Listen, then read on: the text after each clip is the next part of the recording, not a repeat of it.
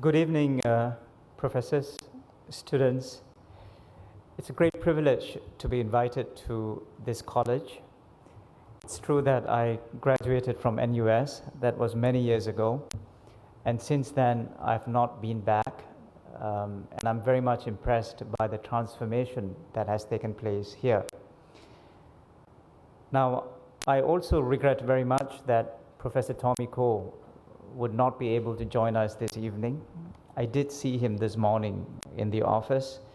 He was a little unwell, nothing to be alarmed about, as Greg mentioned, but I'm not sure I can in any way substitute what he could have said and what he has done, because my claim to fame is that in 1992, during the Earth Summit, I was Professor Tom Ecos' official bag carrier as a junior diplomat at that time. And I have come to respect him greatly, admire him greatly. He's my teacher, he's my guru in diplomacy. So I think we are all going to miss him this evening. Now, so I hope that whatever I say will live up to your expectations.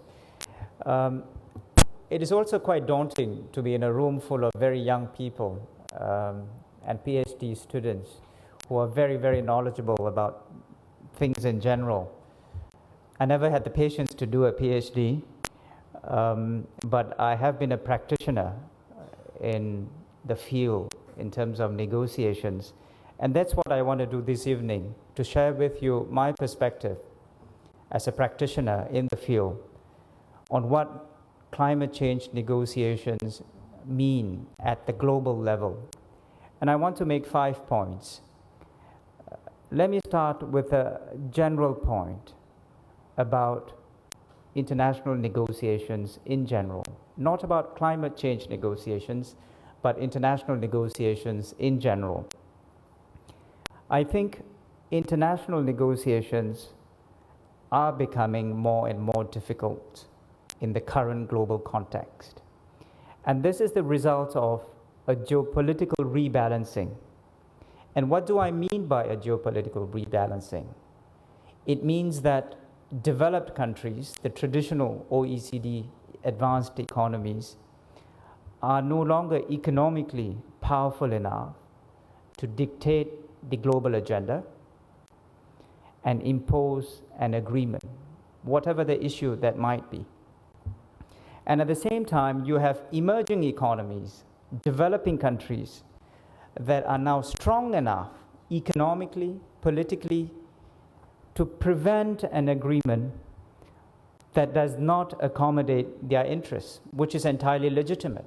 They are asking for their views to be taken into account in any global agreement.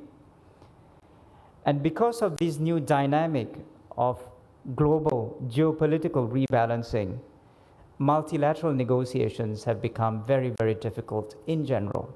And if you look at the trade negotiations in Geneva, what is known as the Doha Development Round, you see that as an example of how multilateral negotiations have become so complicated that we are not able to conclude and reach agreement. And so this is the paradox as I see it. On the one hand, the global environment has become more dispersed with multiple power centers. And at the same time, this multiple dispersed power centers requires that there be greater multilateral cooperation. But precisely because the power centers are dispersed, multilateral cooperation becomes an even greater challenge, because sometimes there is no single vision or a single driving force to push the international community towards global agreements.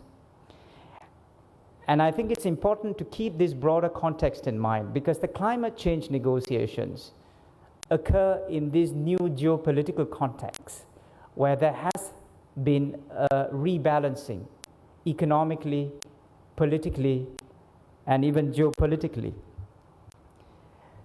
The second point that I wanted to make this evening is that there is a gap between what is needed globally to solve the climate change problem and what is actually being done in the climate change negotiations.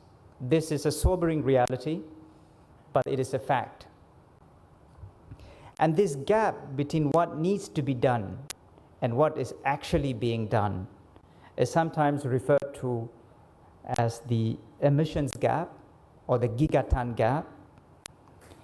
And you might have, I'm sure, come across a report done by the UN Environment Programme, which is called the Emissions Gap Report. And last year, UNEP published its second edition of this report, which has been a very successful report because it establishes a benchmark of sorts in terms of how large the gap is. And according to this report, globally, we need to limit carbon emissions to about 44 gigatons if we are to achieve the objective of limiting global temperature rise to 2 degrees Celsius, which is the acknowledged objective that all leaders have agreed to at the Copenhagen summit. But where is the world heading to? According to this report, the world is heading towards a trajectory that will bring us to about 56 gigatons in terms of emissions. So if you do the math, there is definitely a large gap in terms of what needs to be done and where the global trajectory is heading. And even if all the current commitments by countries around the world are implemented in terms of carbon emissions reductions, even in the best case scenario, it is anticipated that there will be a gigaton gap of around 6 gigatons. This emissions gap or gigaton gap is fundamentally an ambition gap or a political gap among countries around the world. Can this gap be bridged? Technically, UNEP says it's possible, that current technologies available to the international community makes it possible, feasible to bridge this gigaton gap. But as I said, fundamentally, this gap is not a technical one, but a political one. And that's where the negotiations are, in my view, going through a very challenging phase. And it's very difficult at this stage to forecast how the negotiations might conclude. And more of that later, but let me go to my third point, which is that